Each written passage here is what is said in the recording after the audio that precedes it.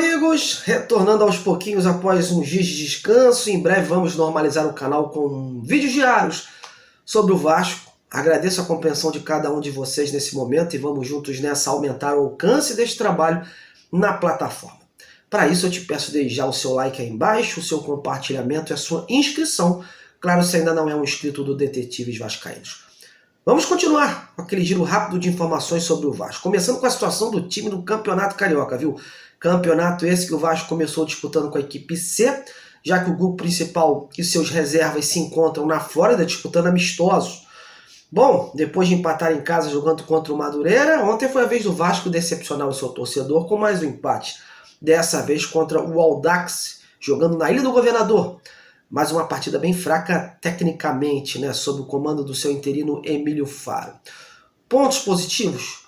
Pouquíssimos. Destaco dois deles.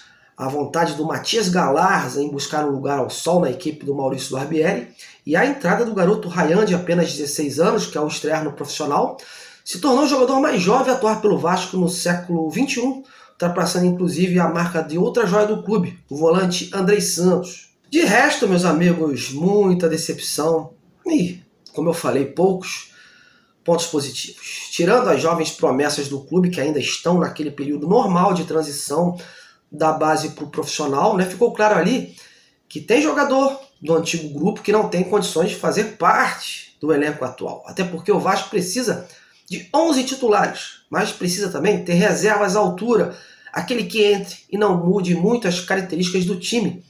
Isso que faz a diferença num campeonato, né? As tais opções do banco. E o Campeonato Carioca é para isso. É para testar quem pode fazer parte do elenco de cima. Com esses dois empates, o Vasco segue momentaneamente na 7ª colocação com 2 pontos e caberá ao time titular, nas próximas rodadas, reverter tal posição. O Vasco volta a jogar na próxima quinta-feira, dia 26, contra a Portuguesa, fora, às 8 horas, em partida válida pela 4ª rodada, pois o jogo da 3ª rodada, que seria o clássico contra o Botafogo, foi adiado pela Ferj em razão de um pedido do próprio Vasco, e deverá acontecer no dia 16 de fevereiro. Bom, agora vamos falar da estreia de um jogador que fez parte das novas contratações do Vasco para 2023, o zagueiro Robson, o Robson Bambu. Olha, apesar do técnico Emílio Faro ter elogiado o jogador, dizendo que está evoluindo bem, sua atuação de ontem não deixou uma boa impressão. E mais, hein? Colocou outra pulga atrás da orelha do torcedor que não viu com bons olhos a sua contratação. Lógico que cabe uma avaliação melhor com mais jogos, pois ele está chegando agora e atuando num time totalmente improvisado, mas já deu para notar que precisa melhorar muito para justificar a sua contratação. Apesar de alguns bons passes, errou muitos outros. Chegava errado no tempo da bola, fez algumas faltas grosseiras, tomando inclusive cartão amarelo, e me pareceu um pouco fora de ritmo. Nas redes sociais, choveram críticas à sua atuação. Eu, particularmente, acho que esse tipo de contratação era a contratação, né, do Vasco associativo, um jogador comum que passou por vários clubes e não deu certo, e vai tentar no Vasco a sua volta por cima. Creio que só veio por conta também por ser um empréstimo sem custos. Caso contrário, creio que não seria contratado. Mas vamos ver, né?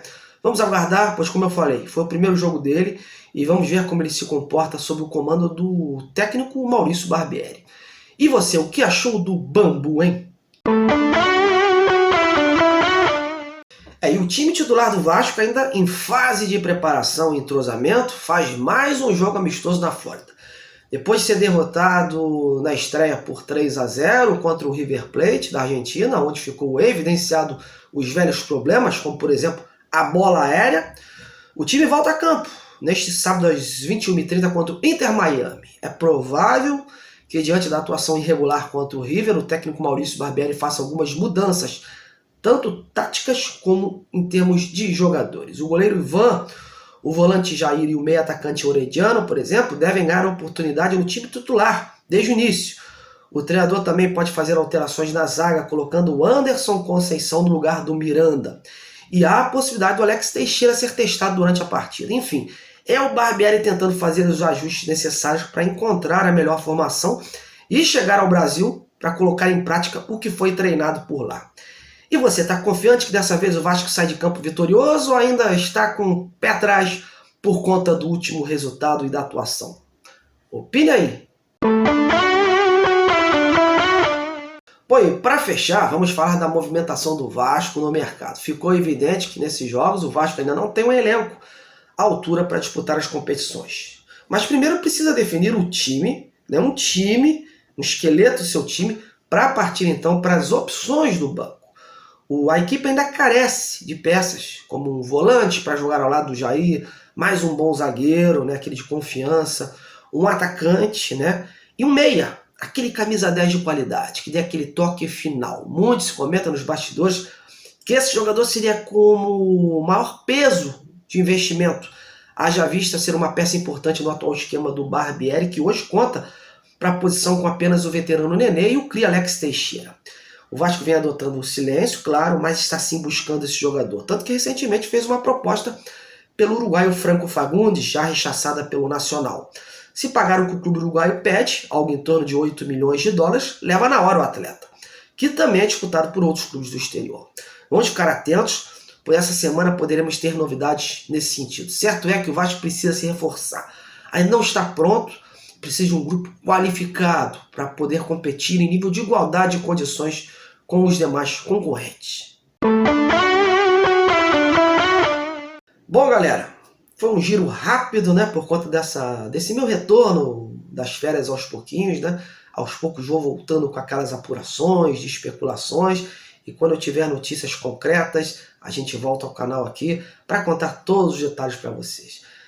Eu agradeço a compreensão, o carinho, a audiência e continue prestando esse trabalho. Vai valer a pena. Um grande abraço e até a próxima!